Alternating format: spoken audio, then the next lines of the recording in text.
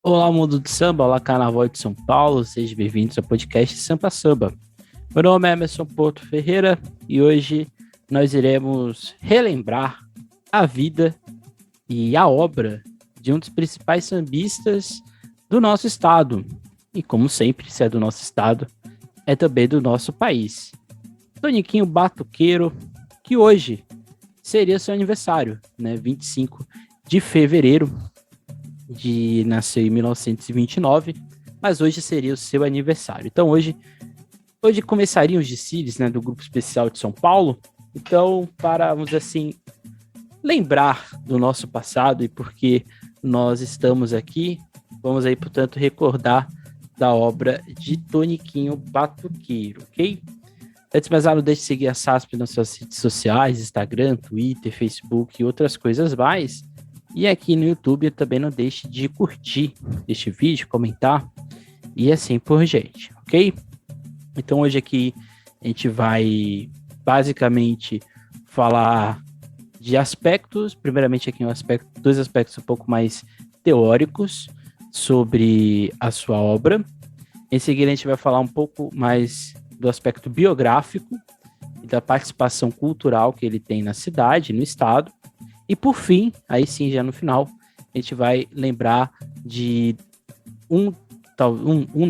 o seu único álbum gravado, intitulado Toniquinho Batuqueiro, lançado em 2009, 2 anos antes do seu falecimento, inclusive. Então vamos lá para nosso episódio de hoje, né? Não esqueçam, fica aqui o convite novamente para Acadêmicos do Samba, caso você pesquise Carnaval de São Paulo, não deixe de contribuir com a sua participação no nosso podcast. Então vamos lá, né? Acho que 2 pontos iniciais são importantes para a gente tentar entender a participação de Toniquinho Batuqueiro dentro do Carnaval de São Paulo. Primeiro, no Carnaval não só do Carnaval, mas do samba paulista. O primeiro deles passa pela ideia de interioridade e metrópole e de como isso moldou a cultura negra em São Paulo, né? O que isso tem a ver, né? Ou o que isso pode contribuir aqui para este episódio, né? Eu vou aqui citar um trecho do próprio Toniquinho Batuqueiro na pesquisa do Lucas Marquezin, intitulado Uns Sambas nas Quebradas do Mundaréu, em que ele vai analisar o álbum em si do Plínio Marcos, que a gente já viu aqui, inclusive, em um dos nossos episódios. E ele diz lá, né? A avenida de hoje, todo mundo ali via sentado a perna. Vai para lá, não sabia que você não morava ali. Tá andando a pé é porque tá duro. Então, não tinha esse negócio de quando você vem vindo de lá para cá ou vai indo daqui para lá de bonde, né? E se você tá andando a pé os caras sabem que você tá duro. Eles ficam te gozando e aí é gozação. Eu, então, cortava caminho pela rua Cruzeiro, Anhanguera, Cruzeiro, cortava o Largo da Banana, saía na Avenida Pacaembu, quando tinha fome também descia no Lago da Banana. Era muita banana ali, era a estação. Estação Sorocabana, onde descarregava a mercadoria, que revendia batata, banana, laranja, arroz, feijão, descarregava tudo ali. O Lago da Banana tinha esse samba, né? Os compositores se reuniam, cada um tirava um verso, quer dizer, tirava um samba. Esse samba é de fulano, esse é de ciclano, e aquele é de Beltrano, e assim por diante. Por que eu li esse trecho aqui, né? Porque eu acho que quando a gente olha a vida do Toniquinho Batuqueiro e algumas de suas obras, a gente percebe que existe como posso falar, uma preocupação de entender essa cidade de São Paulo. Cidade essa que ele passa a morar ali da sua adolescência em diante, né, para a fase adulta. E, de certa maneira, ele faz o caminho inverso, né? Ele não sai da metrópole e vai para o interior, né? Ele sai do interior para a capital. Um movimento que quase todos os sambistas que a gente tem, que a gente já analisou aqui no nosso canal, no nosso podcast, fizeram, né? Geraldo Filme fez isso, e o Toniquinho Batuqueiro também está fazendo isso. Então, seja, essa mudança de deslocamento do interior para São Paulo faz com que Toniquinho Batuqueiro perceba as mudanças dessa cidade, Perceba que, por exemplo, nesse trecho aqui que eu acabei de ler, ele passa ou ele absorve uma realidade de espacialidade que é bastante, como posso falar, que é bastante dura, principalmente para você que não tem um aporte financeiro, a possibilidade de pegar um bonde, de ter um carro e assim por diante. Então, ou seja, ele consegue fazer disso parte do seu aspecto cultural, boa parte disso está dentro das suas músicas, como, musicalmente falando, isso aparece dentro de uma influência da pegada do interior, da temática do interior dentro de suas obras e da percepção de como isso está acontecendo na sua frente. Por exemplo, em aspectos de trabalho, aspectos de deslocamento e outras questões mais. Sem contar a ideia de nostalgia, na ideia de tradição, de olhar para esse passado e desse presente. E aqui citando a pesquisa da Lígia Nassif, intitulada Memória do Samba na Capital do Trabalho, ela diz o seguinte: Toniquinho Batuqueira testemunha desse processo de transferência dos moradores para bairros mais afastados do centro, mesmo que não atribua diretamente as transformações dos espaços do samba à reorganização do espaço urbano de São Paulo. Como faz Fernando Penteado, o fato da escola de samba Unidos do Peruche ter sido fundada por seu Calão, em meados dos anos 50, com auxílio de Toniquinho, é episódio significativo da transferência do samba para os bairros mais afastados, onde migraram os moradores do antigo centro. E aqui, para completar esse ponto, o Toniquinho, ele chega ali nos anos 40 e vai morar na região central, na Avenida Angélica, mas devido não só ao aspecto de ficar caro de morar ali, mas também essa expoliação urbana que acontece na cidade, ele vai se deslocando para a Zona Norte, em especial para o principal bairro na época que abrigou essa população excluída do centro, que é exatamente o Parque Peruche, onde ele vai fundar a Unidos Peruche, mas ele já saiu em outras agremiações. Então, ou seja, o Toniquinho Batuqueiro, ele não como geral do filme, mas ele também passa, ele percebe, ele participa dessa mudança territorial. Primeiro, de vir do estado, do interior do estado para a capital, e dentro da capital, de sair do centro e ir para a Zona Norte, para as zonas um pouco, como na época, né, de periferia.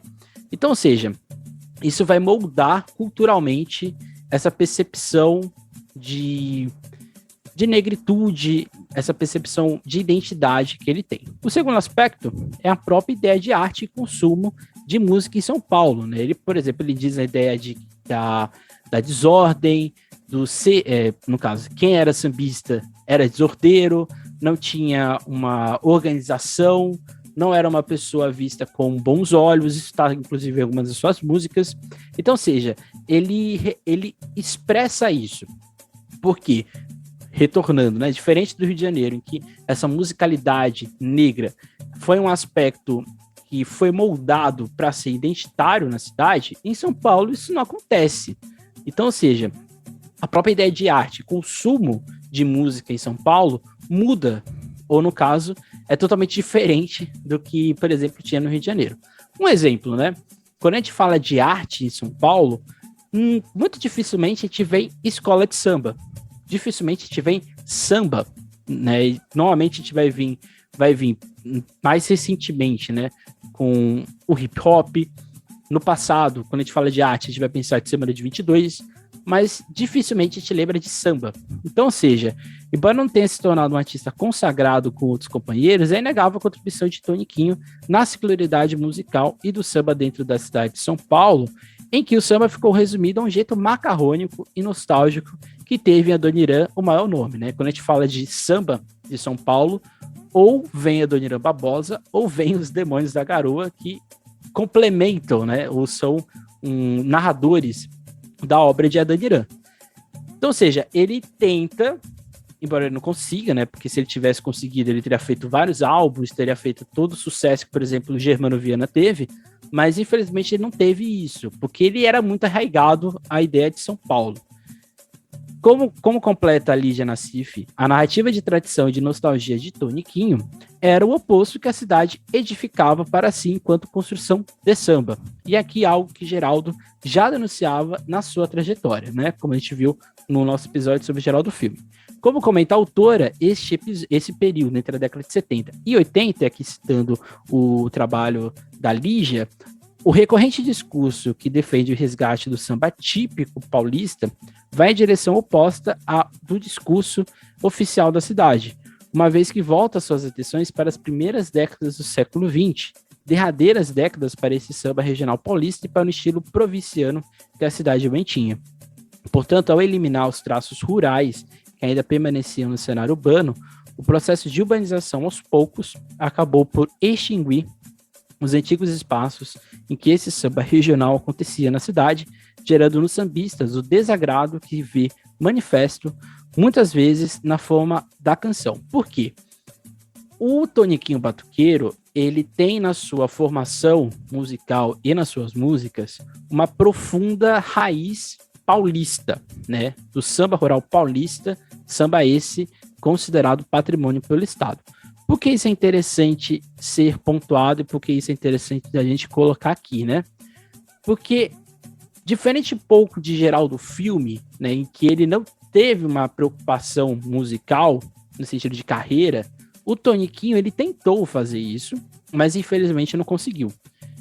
E por que isso é interessante, né? Porque ele fica descontente, ele fica bastante chateado com o fato de, para ele ter o sucesso como sambista, ele teria que estar dentro desse consumo de música e de arte do samba que não era paulista, era cariocado.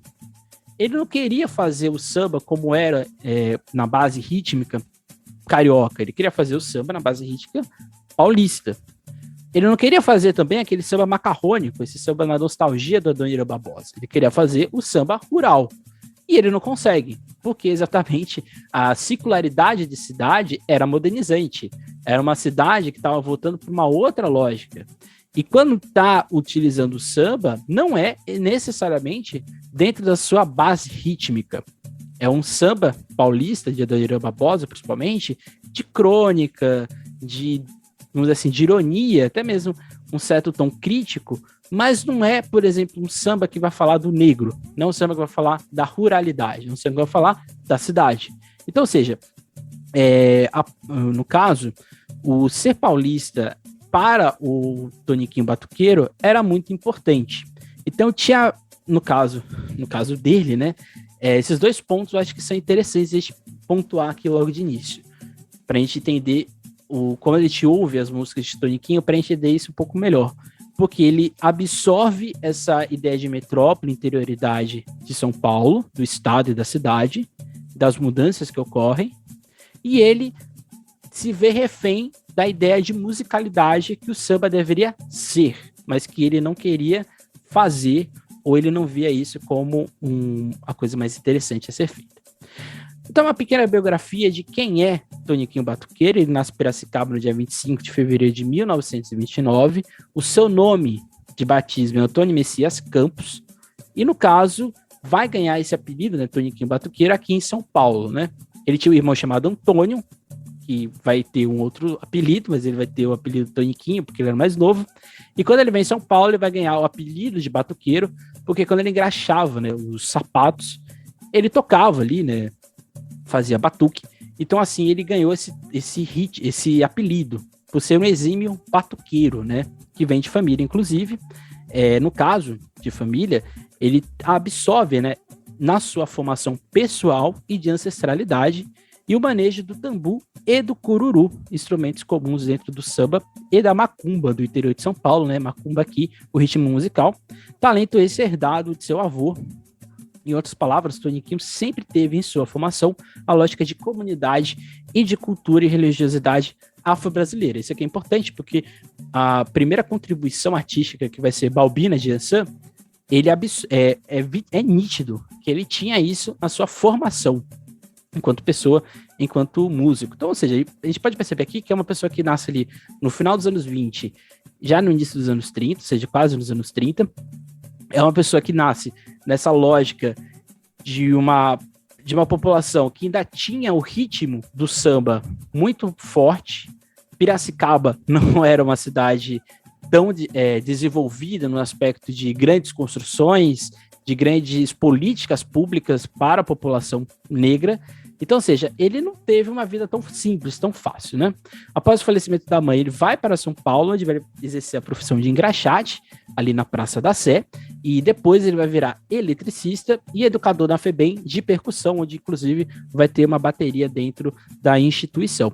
Ele vai estar dentro da Praça da Sé, como a gente já viu aqui em outros episódios. A Praça da Sé é um espaço importante para a população sambista de São Paulo. É ali, na circularidade das pessoas que passam pelo centro, em que ele vai ter contato com outras pessoas, outros batuqueiros, né, outros engraxates, que é inclusive tem uma pesquisa que eu não coloquei aqui o título, mas tem uma pesquisa que fala só sobre os engraxates, né, os sambistas engraxates de São Paulo. Inclusive, um deles é o Toniquinho Batuqueiro, se eu não me engano, é o trabalho... Não é esse, não. Eu não coloquei aqui. Erro meu, desculpem. Vou ver se consigo colocar aqui nos comentários depois. Então, ou seja, ele vai estar ali na Sé, ele vai, inclusive, perceber todas as mudanças que ocorrem nessa região, e nesse contato, nessa proximidade, que ele vai trazer toda a herança cultural que ele tinha de Piracicaba, trazendo para São Paulo. Aí sim, nos anos 50, ele já vai estar dentro de escolas de samba, a primeira delas Rosas Negras, depois ele vai fundar o Peruche, e vai ter circularidades de outras escolas, como Vila Maria, Rosas de Ouro e Império do Cambuci. Então, ou seja, ele não era uma pessoa que estava alheia ao que estava acontecendo. Por isso que eu falo, é importante a gente olhar Toniquinho Batuqueiro dentro da lógica de consumo de arte e de música, e do que ele queria produzir, e das mudanças da cidade de São Paulo, né? Porque toda vez que uma escola de samba que nasce, é uma mudança dentro do que é a cidade. É uma alteração cultural, uma alteração espacial que ocorre em São Paulo. E ele está vivendo esse surgimento dessas escolas de samba que tem o seu boom ali, né, nos anos 50, anos 60 e anos 70. Então, ou seja, ele participa disso, ele vivencia isso. Só que, infelizmente, aqui já é uma crítica que eu já faço, eu acho que nós, enquanto pessoas que consomem carnaval, consomem samba, pouco falamos de Toniquinho Batuqueiro. Acho que a gente poderia falar mais. Com certeza ele não tem toda a vastidão, toda a monumentalidade de obras que tem a Dona Irã Barbosa, que tem outros sambistas famosos de São Paulo, mas a contribuição e a representatividade de Toniquinho Batuqueiro me espanta, por exemplo, nunca ter sido pensado para ser enredo de uma escola de samba, né? Então, isso para mim é muito estranho, né? Na Rosa de Ouro ele vai ter um marco importante, porque ele vai participar do primeiro samba da escola, samba esse que falava da Brasilândia, mas o primeiro samba enredo de fato que ele vai fazer é o Brasil de ontem, Brasil de hoje, que vai ser o mais famoso, né? Aí na década de 70 é que ele vai conhecer Plínio Marcos, né? Ele vai conhecer Plínio Marcos em 1971 para ele participar do álbum, né, da peça Balbina de Ançã. Peça essa, né, que em conjunto com outros companheiros queriam versar sobre uma adaptação da obra de Shakespeare em que dois terreiros inimigos, é uma coisa até curiosa de perceber, né? Dois terreiros inimigos iriam se enfrentar, né? E a partir desse sentido, iria ali, no caso, viver um amor impossível, né? Entre uma pessoa de um terreiro e da outra, e assim por diante. E a pessoa intitulada é exatamente Balbina de Ançã. Esse álbum é importante, né? Inclusive, a gente vai ter um episódio mais pra frente, porque essa peça, o Plínio Marcos, ele faz questão de colocar pessoas do samba de São Paulo para fazer a composição. Então a gente vai ter Jangada, a gente vai ter Talismã, a gente vai ter Zeca da Casa Verde, a gente vai ter o Marco Aurélio, a gente vai ter o Carlão, a gente vai ter o Toniquinho Batuqueiro, o Zeca da Casa Verde que eu já falei, o Geraldo Filme. Então, ou seja, a gente vai ter a parte musical de todo o espetáculo é feita pelos sambistas da cidade. Isso, por mais que seja um ato muito pequeno, a gente está falando aqui de 71, ditadura militar, uma cidade de São Paulo que era extremamente racista, extremamente alheia ao que acontecia no carnaval. Era um carnaval, um samba, né, que estava começando a ser oficializado e reconhecido pela prefeitura. Então, quando o Plínio Marcos faz isso, ele coloca uma luz dentro destes compositores. dentro desses sambistas que já tinham sucesso, já faziam fama dentro das escolas de samba. E dentro da peça, né, o Toniquinho Batuqueiro vai ter uma contribuição de 6 obras, no caso. Dessas 6 obras, todas elas em conjunto com outras pessoas. E a gente vai ouvir agora um trecho de algumas delas, e daqui a pouco a gente vai falar, eu vou aqui falar quais são elas, as autorias e assim por diante. Ele é dono da terra, ele faz e não é Oxalá. Oxalá, meu pai. Ele é dono da água, quem nos dá amado é Oxalá. Oxalá, meu pai. A guerra na frente, a fome na gente, queremos paz. Oxalá, meu pai.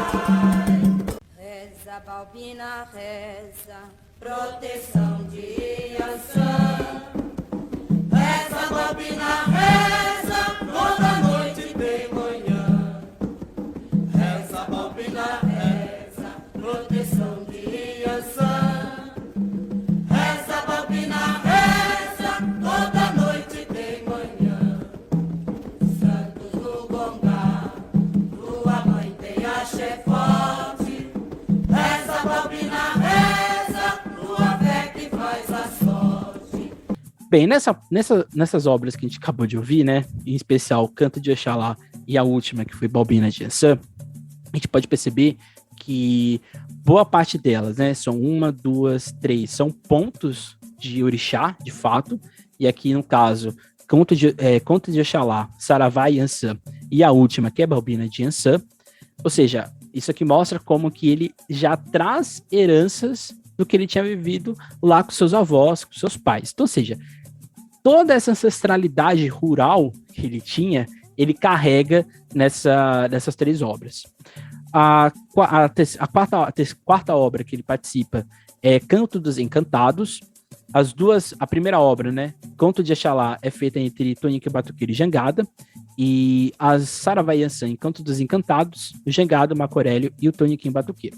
E ele vai ter 2 sambas urbanos, né, samba urbano aqui, mas numa pegada partido alto, que é o Terreiro Tá, que ele faz com o Seu Calão, e o Carregou Maria, que ele faz com o Marco Aurélio e o Toniquinho. E o Balbina de Iansã, que aí ele vai fazer com o Jegado, Marco Aurélio e o Toniquinho, no caso ele, e o Plínio Marcos, que todos esses sambas, né, todas essas obras, alguns não são samba, alguns são os pontos de orixá mesmo, ele vai ter uma participação com outros, então, ou seja, ele é parte do projeto, ainda não é um projeto de fato. Em 74, como a gente já viu num dos nossos episódios, ele vai participar do álbum Plínio Marcos em prosa e verso, que apresenta, né, Zeca da Casa Verde, Geraldo Filme, Toniquinho Batuqueiro, e que a gente já viu, né, a gente já fez uma observação, uma reflexão daquele álbum, que está no nosso episódio 70, se você está ouvindo na plataforma de áudio, e no 34, episódio 34, se você está aqui no YouTube da SASP, né? Então essa primeira fase, e eu diria até que boa parte da composição do Toniquinho Batuqueiro é permeada pelo que Maria José de Oliveira Navarro, em um Samba Paulista e sua relação com a identidade nacional, denomina de a diáspora interna, na configuração de uma inserção desses agentes do samba rural que vão se inserindo dentro da malha de ação que é a cidade de São Paulo.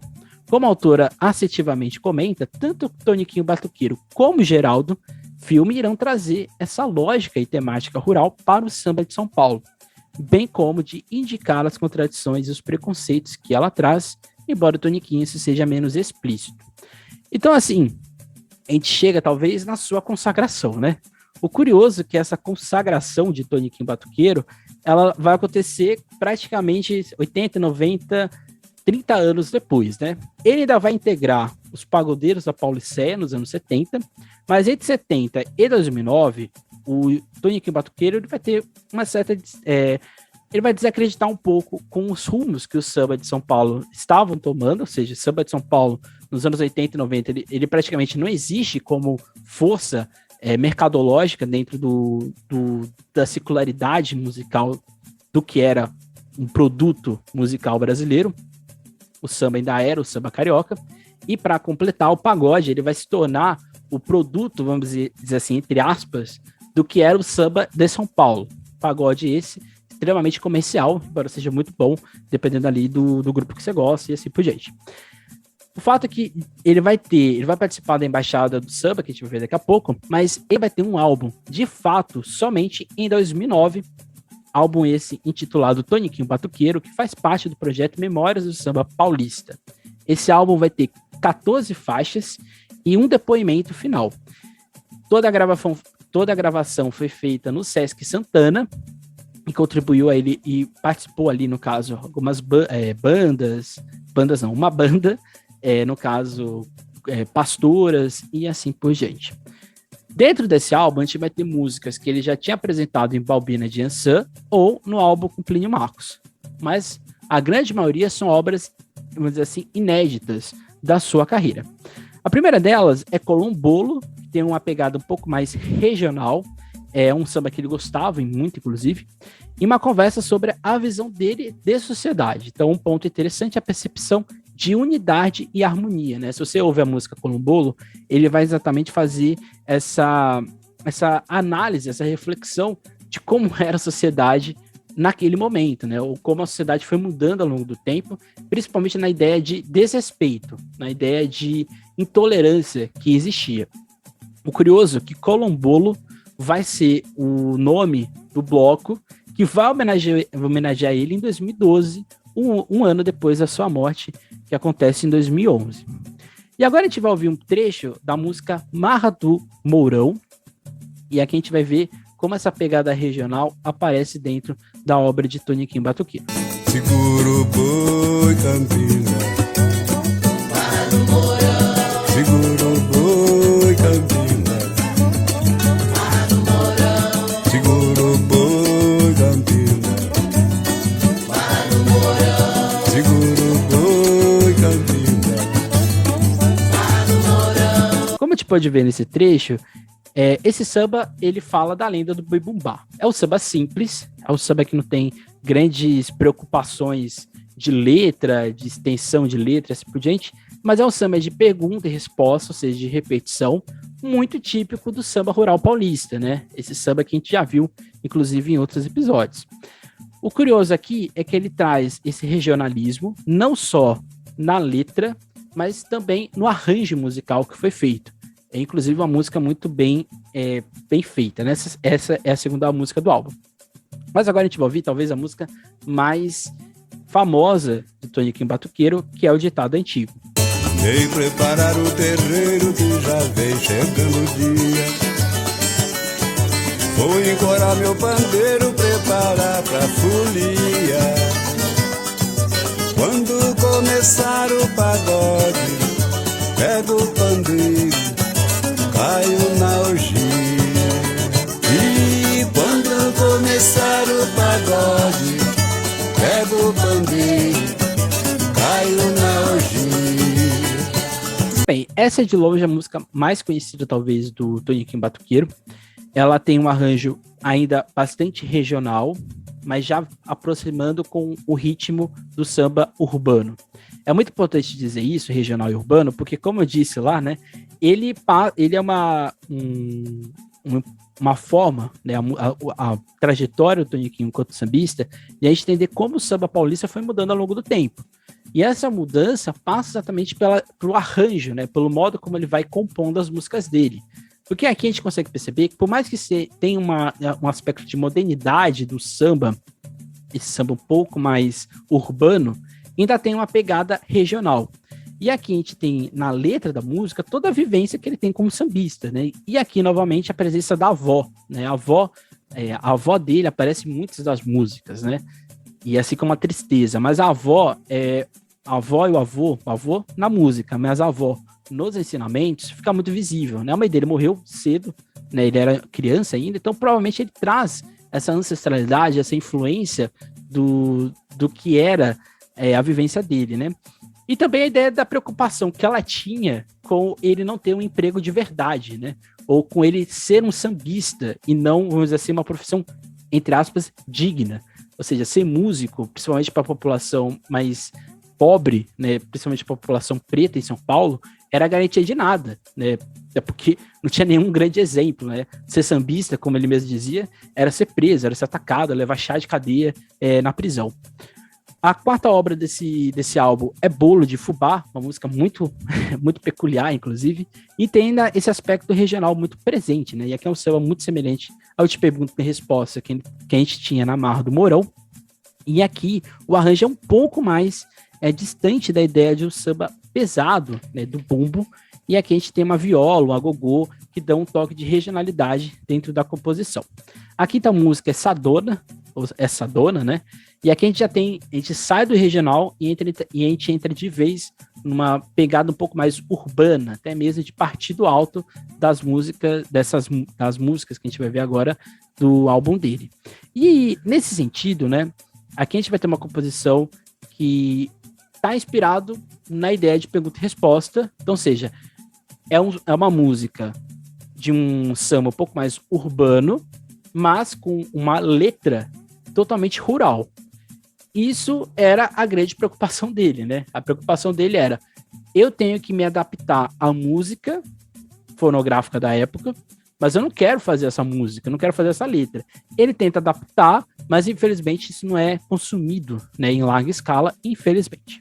Agora a gente vai ver talvez a música que eu mais gosto do Toniquinho Batuqueiro, que é Tristeza, uma linda música dele que a gente vai ouvir agora. Tristeza não mora mais em meu lar. Não sei aonde ela foi morar. Agora que a tristeza foi embora, posso sorrir, posso cantar e nunca mais chorar. Bem, e aqui a Tristeza, né? Essa música é linda. Essa música é linda. Aqui é só um trecho, né? Ouçam ela com mais atenção depois. E essa música, ela tem uma particularidade que eu acho que eu admiro, inclusive, que ela pega um assunto simples, que é a tristeza, mas isso fica liricamente bonito, né? Isso fica com uma poesia maravilhosa. Você se identifica com a letra, você se identifica com o modo como a melodia, o arranjo é feito. Aqui a tristeza pode ser um amor, aqui a tristeza pode ser um sentimento, aqui a tristeza pode ser, inclusive, uma saudade. Então, ou seja, ele materializa a tristeza aqui no aspecto romântico da coisa, né? No aspecto do amor, no aspecto, talvez, da amizade. Mas ele vai ter, mais pra frente, uma tristeza um pouco mais crítica. Uma tristeza que tem um tom mais de desolação, um pouco mais de uma pegada um pouco mais pesada, né? Se assim podemos falar. E, no caso, aqui na música, a gente pode perceber, no caso, na próxima letra, que é Terreiro Tá, que a gente tem ainda essa mescla, né, do urbano com o regional. E aqui temos a música composta por Balbina de Ançã, que é o Terreiro Tá, que ele fez com o seu Calão. Só que aqui tem um tom um pouco mais jocoso, né? E até mais um aspecto de pessoalidade e vivência. Como é uma música feita para peça, não tem como a gente dizer que aqui tem um toque mais pessoal, ou um pouco mais da vivência dele. Mas tem uma vivência ali que dá para perceber. Agora a gente vai ouvir a música Pé de Serra. E a tristeza reaparece na música do Toniquinho Batuqueiro. Construir uma casinha pra mim e ela morar. Fui morar no pé de serra e levei felicidade pra lá. Tristeza não foi preciso convidar. Tristeza não foi preciso convidar. Bem, tem um trecho nessa música que eu acho que é interessante, né? Construí uma casinha pra mim e ela morar. Fui morar no pé de serra e levei felicidade pra lá. Tristeza não foi preciso convidar. Aqui é exatamente a moradia. Aqui a gente pode perceber que talvez ele está trazendo para a música, né, Pé de Serra, essa lógica da mudança habitacional em São Paulo. Quando ele fala que ele vai construir um pé de serra para ele e para ela, né, ou seja, para a amada dele, longe da tristeza, ou seja, longe dessa turbulência, ele tá dando um recado, ele tá dando uma atenção a um aspecto de pessoal mesmo, né? Então, ou seja, o interessante é que ele aborda o deslocamento, algo que o próprio passou quando vai para fora do centro. E podemos postular que seja algo pessoal. E como a tristeza aqui, ela aparece, só que ele tenta afastar ela, né? Na visão dele aqui, né? Ele está dentro de uma casa com a amada dele, longe dessa loucura que era a cidade de São Paulo, é a possibilidade de ele se afastar da tristeza. Porém, ao longo da música, a gente vai percebendo que a tristeza ainda está permeando. A tristeza ainda pode voltar, ainda pode estar ali presente. Em seguida, a gente vai ter a música Quem Vê, que é uma marchinha, que aqui tem uma letra, né, de uma mulher que ela, quando ela era criança, era formosa, né, participava ali, todos admiravam, mas quando ela cresce, aí a gente não dá para entender se é um tom mais de ironia ou um tom mais de percepção do que ele estava vivendo, e essa mulher ela começa a ser falada, né, por querer buscar algo novo, por querer estar fora, talvez, da realidade do que as pessoas imaginavam quando ela era criança. Então essa música, né, o Quem Vê, que é essa marchinha, ela é bem interessante, mas fica aí o modo como você absorve a mensagem. Eu absorvo nesse sentido, ele percebendo essa mulher, no caso talvez seja alguém que ele tenha visto, que as pessoas julgavam que ela seria ou teria que ser de uma forma, mas ela foi para um outro caminho, para uma outra realidade. Esse aqui a gente vai ter um outro samba, mais uma pegada urbana, que é o Saco Vazio. E aqui nesse samba ele vai ter uma ideia de contestação, entre aspas, do trabalho, né? A ideia de que não dá para trabalhar, não dá para viver, não dá para ser uma pessoa em sociedade se você está com o saco vazio. Saco vazio é fome. Saco vazio é você trabalhar e não ter hora para comer, ou você trabalhar e não ter a farinha ali para te alimentar pro resto do dia ou pro depois do seu trabalho. E aqui a gente tem um trecho que aparece na música Bolo de Fubá, que é Se Falta Farinha, Ela Vai Buscar, que ele traz, né? Tava lá na música Bolo de Fubá e que ele traz aqui de volta na música Saco Vazio. E aqui a gente vai ter a participação do Caçula, né? Sambista, pesquisador do Carnaval de São Paulo. Em seguida a gente vai ter a música Carnaval Colorido, que é uma outra marchinha, que ele vai falar de um amor nostálgico de um carnaval de anteriormente. E aqui, esse carnaval colorido, ele vai ficando cinza ao longo do tempo. A gente vai ter a música Saudade do Bonde, em que ele vai falar da saudade, da euforia do bonde. Essa seria a melhor descrição. E aqui ele vai falar do movimento do samba, do cobrador, da zoação que ele recebia, que inclusive a gente viu lá no início do nosso programa.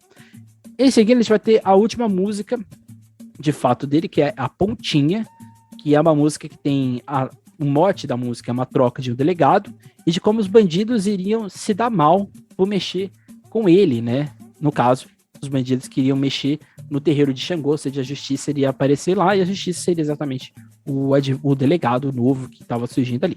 E por fim, a gente vai ter um popurrí de sambas, né?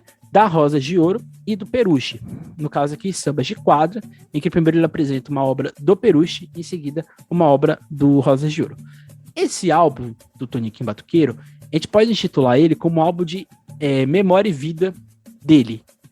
Aqui ele talvez sabia que seria o último álbum dele. Esse álbum, ele não tem uma gravadora, ele é álbum independente, tem no Spotify, inclusive. Vou deixar aqui o link para vocês ouvirem.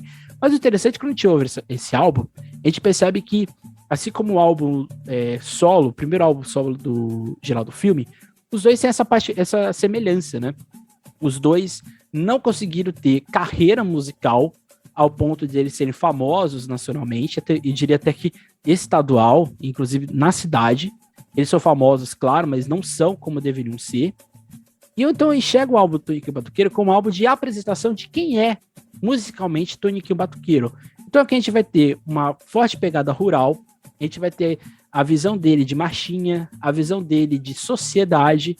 Isso tudo tá aparecendo não na intensidade crítica do Geraldo Filme, né? Até porque o Geraldo Filme ele participava, ele era ativo politicamente dentro do movimento negro. Mas em Toniquinho Batuqueiro, a gente percebe que tem uma forte... Todas as músicas, inclusive, com exceção do popurrí, todas elas praticamente têm uma forte presença, uma forte participação exatamente da ruralidade. Por isso que o Toniquinho Batuqueiro ele é conhecido como o pai do samba rural, porque ele, além de ele defender essa musicalidade até o fim da sua vida, isso foi parte integrante de quem era ele. Em seguida a gente vai ter, nos depoimentos, que a gente vai, ele vai falar exatamente da desordem e da relação policial, dessa domesticação do samba para ser branco. Isso aqui é bastante interessante no que ele fala, porque na visão do Toniquinho, o samba paulista ele teve que ir mudando, não só porque ele era atacado, mas ele teve que mudar para ser aceito. Né? Ele teve que ser branco, ele teve que ficar um pouco mais, vamos dizer assim, branco, alvejado, para ele ser aceito dentro da sociedade. Isso daqui é a visão dele dentro desse depoimento. Em seguida, ele fala exatamente da disputa de samba, né? Como não existia disputa de samba na época dele, e que era comum, por exemplo, um bar, ou até mesmo uma escola de samba, no caso que queria o samba, fazer um improviso ali, né? Um concurso ali meio que feito na hora, com alguns dias de antecedência. Então, ou seja, não era nada megalomaníaco, né? Como tinha hoje. E ele, inclusive, faz essa crítica, né? Que hoje, para fazer samba, é uma coisa quase que impossível financeiramente. Em seguida, ele vai chamar a atenção do público para a organização do carnaval, que na época, né? Até a oficialização, até um pouco antes, pouco depois da oficialização, não tinha mais do que 500, 400 pessoas participando. Aí ele vai citar exatamente da fundação do Peruche, da amizade que ele tinha com o seu Calão, no caso da influência que ele teve do Rosas Negras, e por onde ele passou, né, Camisa, Lava Pés, até chegar no início do Peruche, e depois passar por outras agremiações. E ele vai falar exatamente da Embaixada do Samba, que é o próximo tópico, né, e em depoimento a Maria Aparecida Urbano, ele conta, né, que o sambista, ele participou exatamente da construção histórica de São Paulo, né, e lamenta, no caso do Toniquinho, não poder ter assistido os desfiles no Sambódromo como, né, para pagar, né, ele dizia, né, porque por condições financeiras não tinha condição de ver os desfiles, né, ele não tinha condição de participar do que estava acontecendo, né, ele não teve essa participação ativa, talvez, como ele queria, né. E assim, em 95, ele vai participar, ele vai fundar a Embaixada do Samba, né? A Embaixada do Samba é uma honraria da UESP, que ele criou, que tem como o grande objetivo homenagear homens e mulheres que contribuíram para o Carnaval de São Paulo. Ele diz isso, a Embaixada do Samba foi criada em 95, e qual era o objetivo dele? Mostrar que as escolas de samba não valorizavam, inclusive, quem eram os seus próprios fundadores, seus próprios participantes.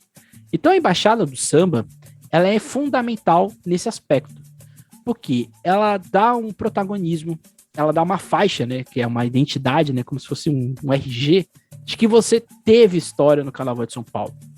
E tem um trecho dele aqui, numa entrevista para Maria Aparecida Urbano, que ele diz o seguinte: quando foi feito o Sambódromo, que as velhas guardas não tinham lugar nem para entrar, eu estava fazendo parte também de uma comissão. Então eu tinha um crachá e eu ia entrar e eu falei: Toniquinho, vamos embora, vamos pro Sambódromo? No caso, a Maria Aparecida.